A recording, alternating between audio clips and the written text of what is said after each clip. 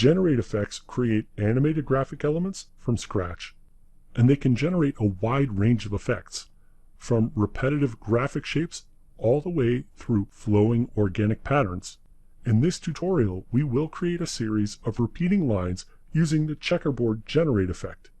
You can follow along with the practice files included with this tutorial or with a project file of your own. First thing, let's create a layer solid. I'll click in the timeline to make the composition active, and then go up to the layer menu and choose New, Solid. In the comp settings, go ahead and click on the Make Comp Size button to make the solid the same size as the comp. Now, since we want to create lines instead of a grid, let's go ahead and change the width of this solid to a setting of 20. We can leave the height alone and then click OK.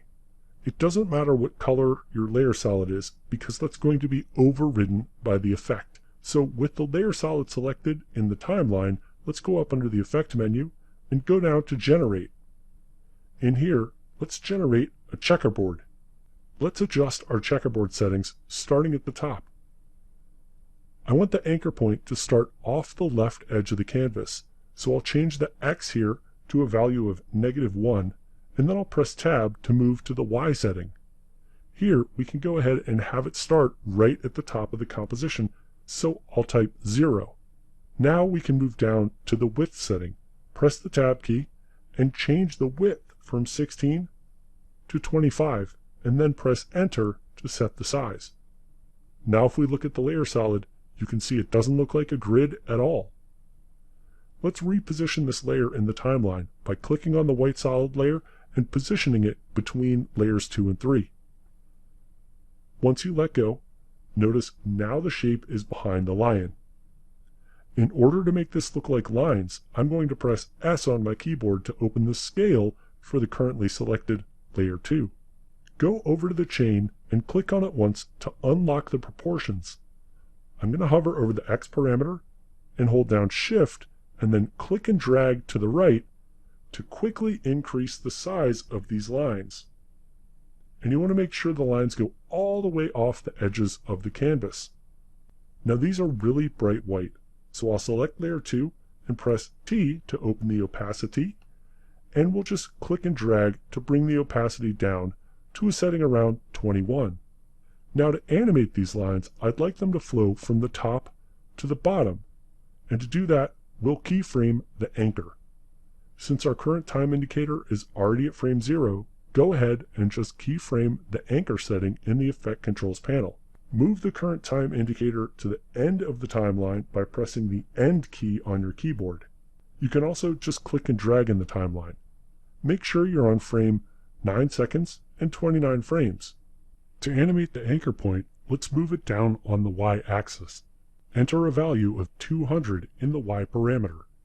I chose that number because it's divisible by 25.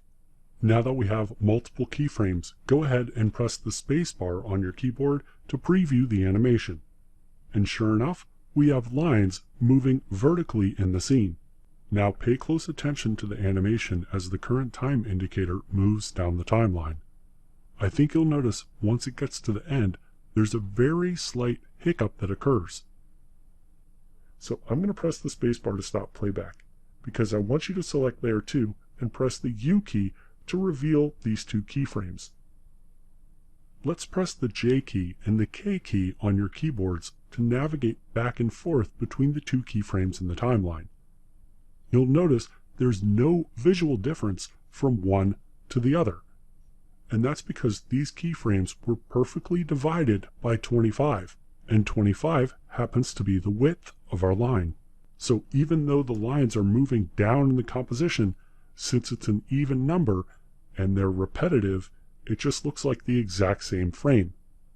We can fix this by sliding the last keyframe one frame down in the timeline.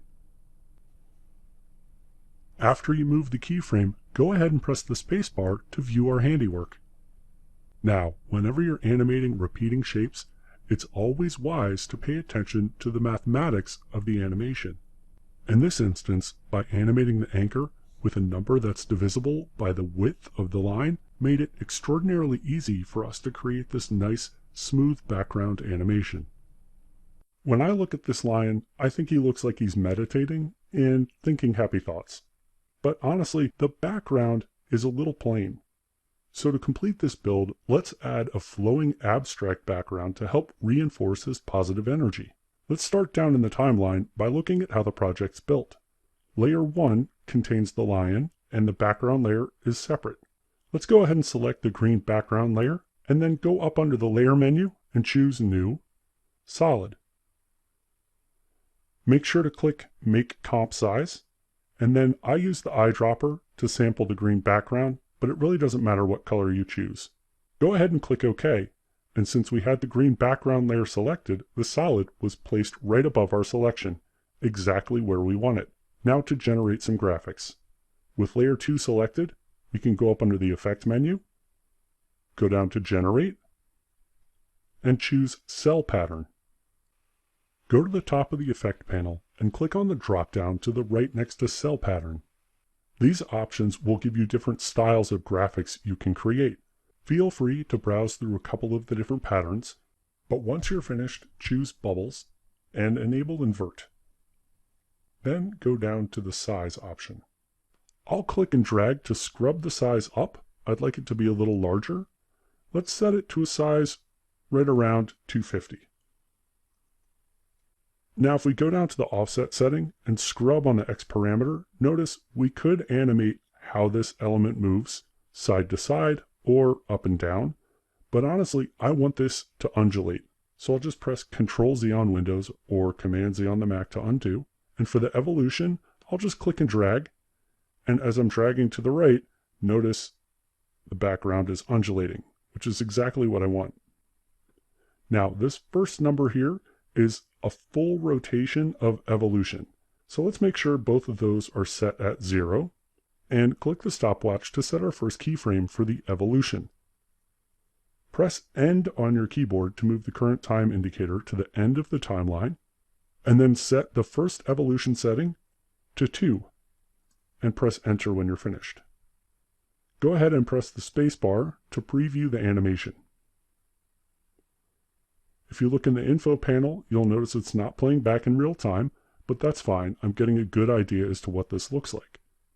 Once all the frames are cached, it should get pretty close to real-time playback again. Now I like how this looks, but notice when the current time indicator gets to the end of the timeline, there's a major jump in our background. I'll press the spacebar to stop playback and open up my evolution options. In order to eliminate the jump, just enable Cycle Evolution. Now, when you press the spacebar to load up a preview, wait until the current time indicator gets to the end, and notice when it goes back to the beginning, it's nice and seamless. Now let's stop playback here for a second because I want to blend this into the background. The fastest way to start blending this is to change the blend mode. So go down to the bottom area of the timeline and toggle your switches and modes until you get into the modes, and let's click on the mode dropdown for layer 2 where it says normal. I'm going to choose Add, which means black pixels will become transparent and lighter pixels will vibrantly blend with the layers below. Now this is still a little bright for me, so I'll click on layer 2 and press T to open the opacity settings, and I'll just set this down to a setting of around 40. Now if we press the spacebar to playback, you can see we've integrated nice flowing high energy graphics into the background. And it's a bonus because they're seamless and loopable. One quick way to speed up your daily workflow in After Effects is to become a master in how to quickly group and select multiple layers for animation. In this tutorial, we're going to better organize this multi-layered composition by dividing layers into groups using labels and some keyboard commands. The composition we're working on is a pre-visualization for a smartphone app, and so the aspect ratio is more vertical than horizontal. Just so we can see all of the layers all at once and the composition panel at the same time, I'm going to come up to the upper left corner of the composition panel and click right on the name composition, which is the tab of that panel. Making sure to hold your mouse button down as you drag the panel down to the bottom panel, and then go over to the right until you see the trapezoid. Then you can let go.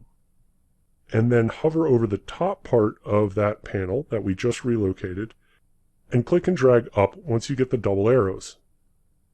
I know this might look a little strange, but now I can see all the layers here, and I can see their visual representation right here. In the timeline, let's work from the top down. I'll turn the visibility of layer 1 off and on, and I can see that these layers with the letter B are the buttons that are on the top. So I'll select layer 1, and I'll hold Shift on my keyboard, then select layer 3. And by holding Shift between my first and last selection, any layers in between will automatically get selected as well. To group these visually, go to the left side of the timeline and you'll see label colors. Click on any one of the labels, and let's change the color to orange. Select layer 4, and if you look in the composition panel, you'll see control handles around that layer.